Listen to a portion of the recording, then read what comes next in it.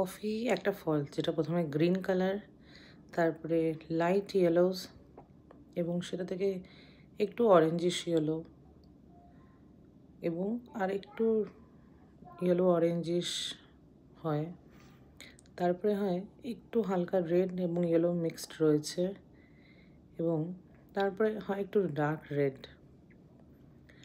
রেডের থেকেও আর একটা পোর্শন ডার্ক রেড কালার হয়।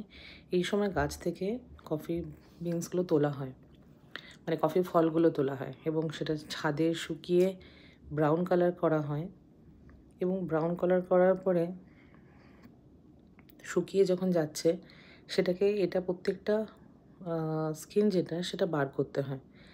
আমরা যে কফি বিনসটা খাই সেটা এতটা ইজিলি আমাদের কাছে পাওয়া যায়, বাট ওটা তৈরি হতে অনেকটা টাইম লাগে এবং এই যে কফি বিনসটা এই যে ব্রাউন কালার স্কিন হয়ে যাওয়ার পরেও ওটা বেরোলে কিন্তু গ্রিন কালার হয়, সেটাকে রোস্ট করতে হয় এবং এটা এই দেখো ভেতরটা এখনও গ্রিনিশ রয়েছে। এটা যখন ডার্ক ব্রাউন হবে তারপরেই কিন্তু কফিটাকে আমরা আমাদের কাপে পেয়ে থাকি। তো আর চিকমাঙ্গলোর কফি খুবই ফেমাস, যেটা ব্রুড এবং হ্যান্ডক্রাফটেড বলা হয়। ভীষণ ভালো খেতে আর স্মেলটাও ভীষণ ভালো হয় এখানের কফির।